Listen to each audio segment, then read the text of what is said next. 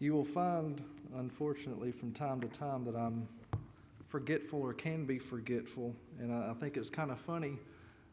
Wednesday night when Stacy made a comment about how hard it was for him to stand behind this podium, you'll notice that I forgot my headgear a moment ago, so bear with me as I try my best to stand behind this podium so that you can hear me. I hope the volume is, I think it is where it should be right now, and we'll try to keep it that way. One of the great stories in our Bible is actually not coming from our key text this afternoon, but in Matthew chapter 14, you will remember right after Jesus has fed the 5,000, there in Matthew chapter 14, he bids his disciples to get into the boat, to go across to the other side of the lake while he sends away the multitudes. You guys go ahead, I'll catch up to you, let me say goodbye to these people. And so Jesus does that, and then Jesus goes up onto the hillside, and in that period of time, his disciples are over here in the middle of the lake in the midst of a storm while he is on the hillside. We have them separated. And I've also often just wondered, this is a curiosity question, but I wonder what Jesus was praying, because it says that he was there praying while they were going through what they were going through on the lake.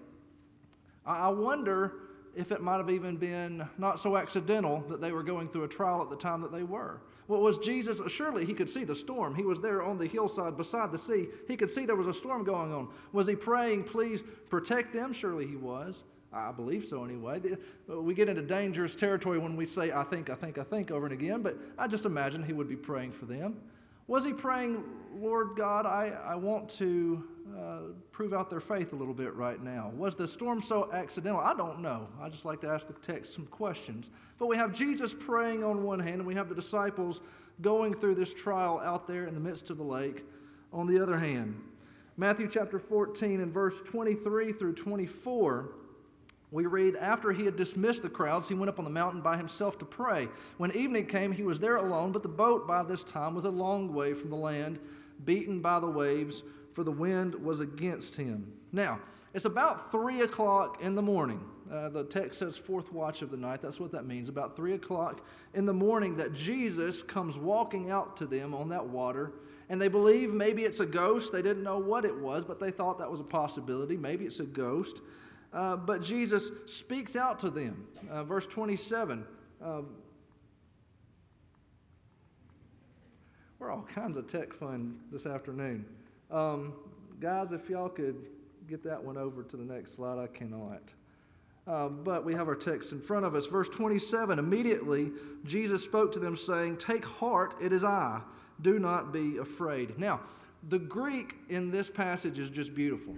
The Greek in this passage literally says, have courage, I am. Do not be afraid. Have courage, I am. Moses asked God from the burning bush, who will I say has sent me? God says, I am that I am. Tell them I am sent you. Jesus says, have courage, I am. Now, shouldn't it just embolden us? Shouldn't it just be a source of comfort just to know that Jesus is when we're going through trials in our lives? If nothing else, I can know this, that Jesus is, and I should not be afraid for that fact alone. I just got through this past week. I was covered up in a report that I had to do on the book of Job. And when you read the book of Job, that's what you kind of come to find, that God didn't really answer all of Job's questions. As a matter of fact, God answered Job's questions with questions of his own. And he never told Job, this is why you are suffering. This is what it all meant. God just comes to Job and he basically tells him this, Job, I am. Were you there when I did this and this and this? Can you do this and this and this? I am, Job, and that's all God basically told him. And Job says, I had heard about you, but now my eyes sees you. And that was Job's answer, that God is. Jesus says, I am, do not fear. And this encounter it continues to get interesting because it's at this point that Peter blurts out, Lord, if it is you, ask me to come out there on the water with you. I don't know. Again, I like to ask the text some questions. Why did Peter say that? What prompted Peter to say what he said? Is it because he knew this was Jesus and he wanted to do what Jesus was doing? If it's you, please ask me to come out there. If it's because he wasn't sure if this was Jesus or not. Lord, if it is you. Maybe, they had this ghost theory. Is this a ghost? Is it Jesus? I'm not sure. If it is you, prove yourself and ask me to come out there so I can hear your voice. I don't know why Peter asked what he asked, but he does. And we know kind of the way that this plays itself out. He tries to have faith, and he does well for a little bit, but then he sees the storm raging, and he ultimately fails. But I think we give him enough credit that he tried.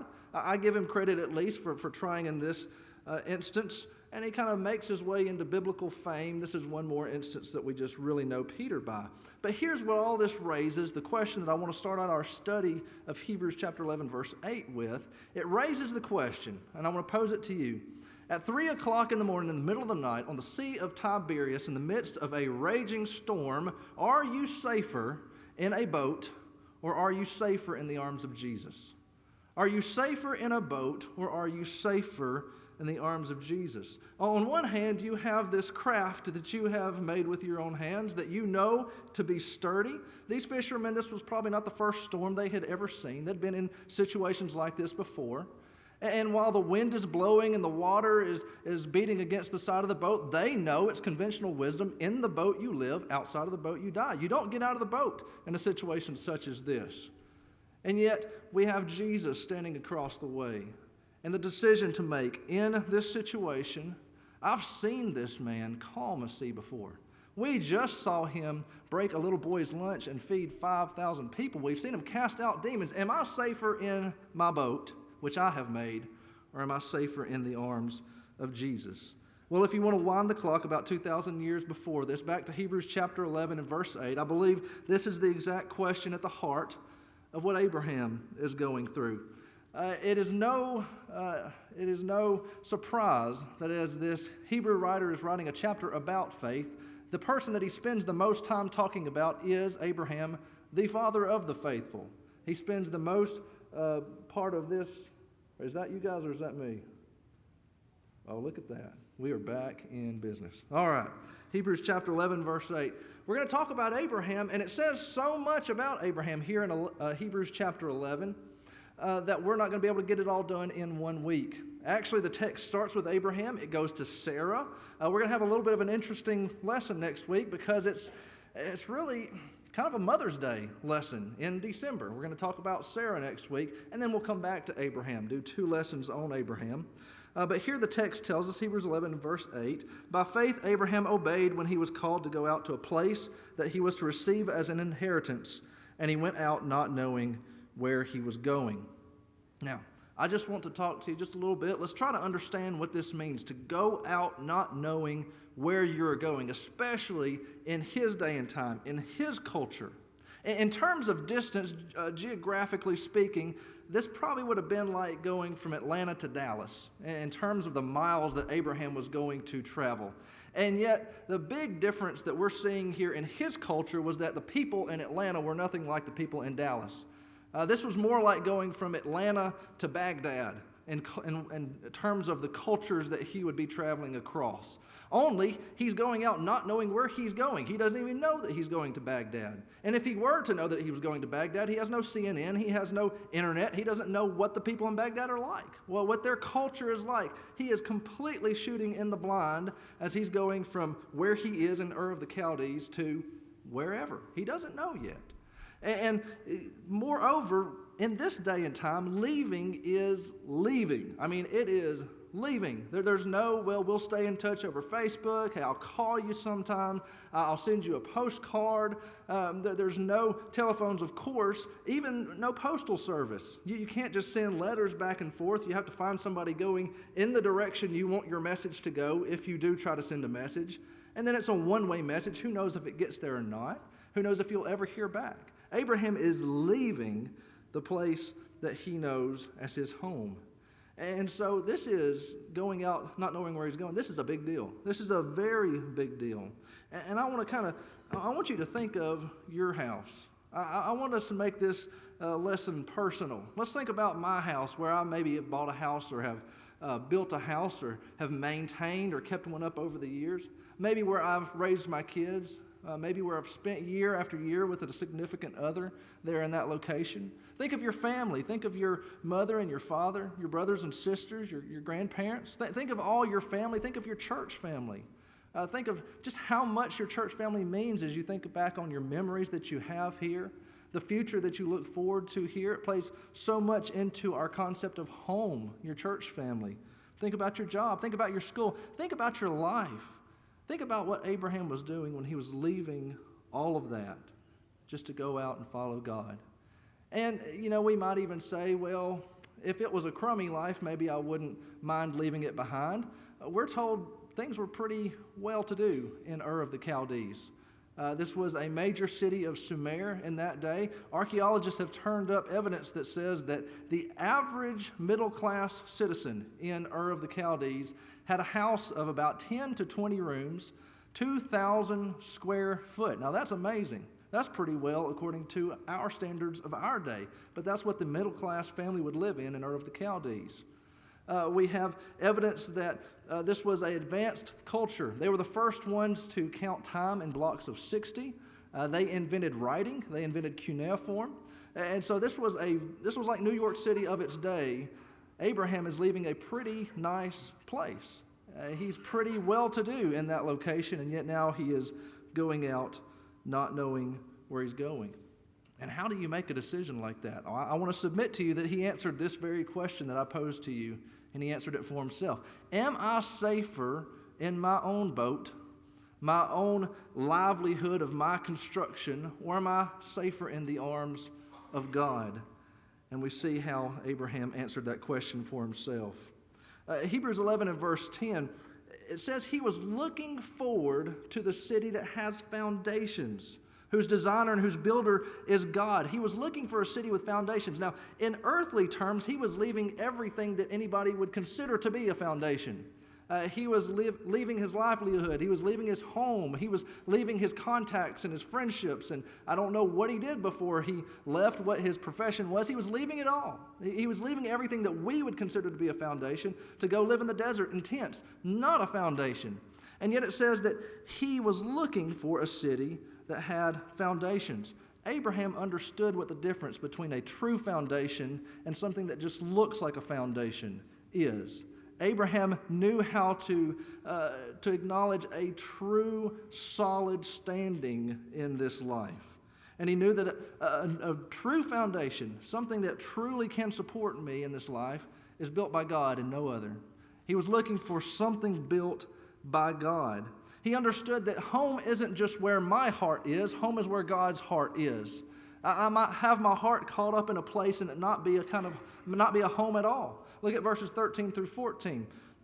It says, these all died in faith, not having received the things promised, but having seen them from afar, or seen them and greeted them from afar, and having acknowledged that they were strangers and exiles on the earth. For people who speak thus make it clear that they are seeking a homeland. Abraham confessed that he was a stranger. Abraham confessed that he was looking for a home. No matter how steady and stable he was there in Ur, he understood it has no foundation. It is not really, truly a home. I'm still looking for one. I'm still a stranger. I'm still looking for that homeland. And you may have seen this before in your own life. You can't manufacture a home. You can't build or make a home. You can make a house. You can make all the things that look like a home, but you cannot build a home for yourself. A home is built and made up of the people and the things that God brings into your life. A home is built when God brings a significant other into your life. A home is built when God brings family into your life. A home is built when God brings children into your life. All these things that really, truly constitute a home, they're brought by God. They're built by God. We can't make one in and of ourselves. I love this part of the text here in verse 9, where it says, by faith he went to live in the land of promise, as in a foreign land, living in tents with Isaac and Jacob, heirs with him of the same promise. Now think about that for just a second. This is literally true. Jacob was actually 15 years old when Abraham died. So in a literal sense, yes, Abraham did live in tents with Jacob and Isaac. But I think the figurative sense is as much, if not more appropriate in what the writer is trying to say here. Before those boys were ever born, in a figurative sense, Abraham was living in tents with those who would come after him. Living in tents with his son and his grandson, Jacob and Isaac. From the moment that he left Ur, Abraham was seeking a homeland not just for himself, but for those who would come afterwards, for his descendants. That's what God told him. I'm going to give you descendants. He was seeking a homeland for Joseph and for Moses, seeking a homeland for King David and King Solomon, seeking a homeland for Jesus Christ, for you and for I. Abraham launched out for a home built by God, and he looked for that home in a way that impacted all of us who would come afterwards. Verse 16, because of all this, therefore, God is not ashamed to be called their God, for he has prepared for them a city. For those who will admit, for those who will say, I cannot build my own home, I need a home built by God, God says, I'm not ashamed to do that for you, and I will build you a city. I will build you a home. Now, the application of this text here, it's very varied. It's highly personal.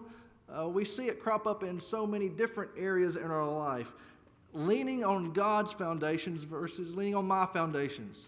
Leaning on the arms of Jesus versus leaning on my own boat. Where does it fit in my life? It could fit in so many different places in my life. And here's the thing, Satan is so good with this lie. He gets us afraid to launch out into the unknown, afraid to follow God into places that we're not sure about, because he says, oh yeah, but what might happen? What might happen if you go out into that unknown territory? What might happen if you step out of your boat? What might happen if you walk away not knowing where you are going? And the reason Satan tries to move us by fear is because Satan himself is fearful. Satan is terrified of the Christian who rests in the arms of God rather than his boat of his own making. Satan is terrified of a church that rests in the arms of God versus one that goes by the rhythms of its own safety. Satan fears what happens when we completely hand our lives over to God, and so he tries to make us fearful. It's not safe outside of your boat. It's not safe to launch out not knowing where you are going. And I can't tell you where this is going to be most applicable in your life, but I want to raise maybe 3 different areas that you might see it come up in your life. When the decision needs to be made, am I going to rest in Jesus' arms or in my own boat? First of all, in the way that I treat others. In the way that I treat others, do I trust in my own ways or do I trust in God's ways? Galatians chapter 5, Paul sets them side by side. Here is the way the flesh operates, and here is the way the Spirit operates. And which one do you see evident in your own life? Galatians 5 is a great text. Man's way of treating others, man's way of getting things done, or getting what he thinks he needs, or getting what he thinks he deserves, might involve anger, or strife, or jealousy, or envy, just to name a few. And yet that's not God's ways. God's ways exhibit the fruits of the Spirit: love, joy, peace, patience. We could sing them all. And it gets to be a matter of trust, because do I trust God's ways to really work? Yeah, I want to be a Christian. I want to do what's right. I want to exhibit the fruits of the Spirit, but there comes a time where I got to get things done. There comes a time where I've really got to get what I need to have in this situation, and I can't wait on patience or self-control. I've got to cut straight to the envy, cut straight to the anger. But do I trust my God enough? Do I trust my God enough to handle my conflicts not with anger, but with self-control? To navigate the situation not with envy, but with patience. It's a matter of trust. It really is. Do I trust in the arms of my Jesus or in my own boat? In the way that I view my stuff and my money, do I trust my own boat or do I rest in the arms of Jesus? And I want to just reiterate again, there's nothing in the world wrong with having money. There's nothing wrong in the world with having lots of money. Nothing in the world wrong with having fun with money. And I think Peter's boat is just a great example. Peter's boat itself. John chapter 21, Jesus has been crucified, and we have the disciples there waiting on him. And we have this scenario where Peter, again, I'm going to say I think, but it just seems to me he got antsy. He said, I'm going fishing.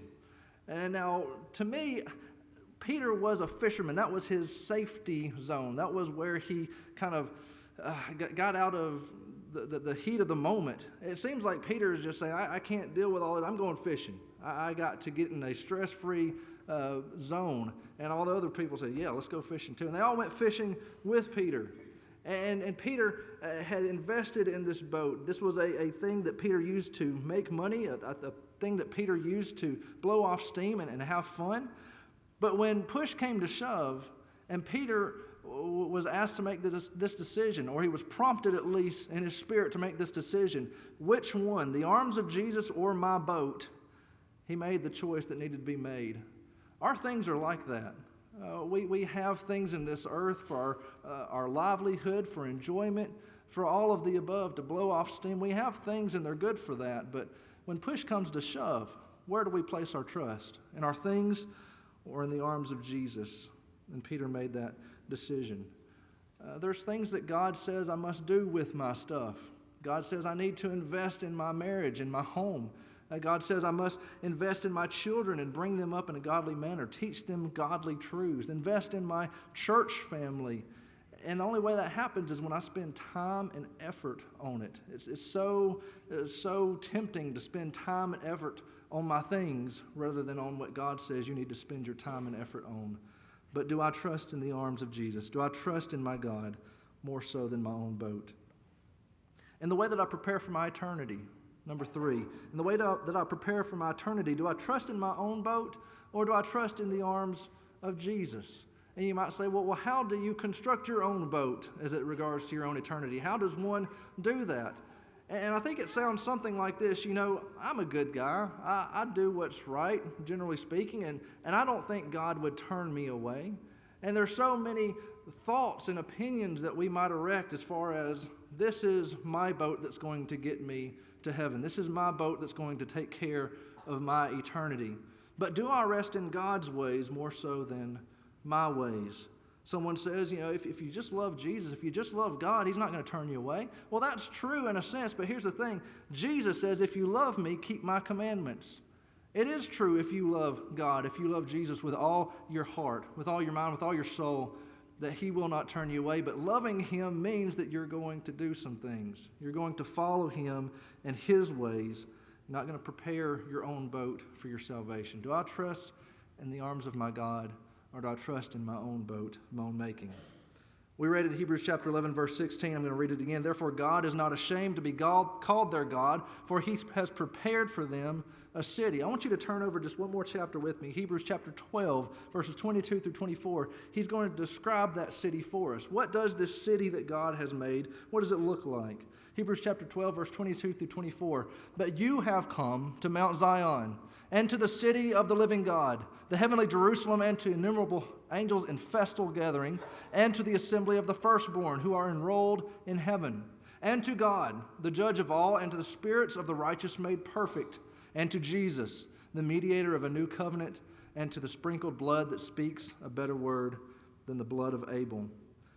And just like Abraham, we've got to get to that point where we realize that everything that we've built, everything that we've constructed, everything that we've come up with, everything formed of our ideas, it's all wandering until we find that city, that home, built on foundations, built by God. And if we will confess our homelessness, our inability to create our own home, God says, I'm not ashamed to build you a home. I'm not ashamed to call you my children. He's built us that home, and that home today for you and I is called the church. He says, I've built for you a church. Are you looking for a city, the city that I've built for you? Are you looking for a true home, a home with foundations, with God as its judge, spirits made perfect here, the blood of Jesus speaking better things than the blood of Abel? The church is that city that Abraham was in search of.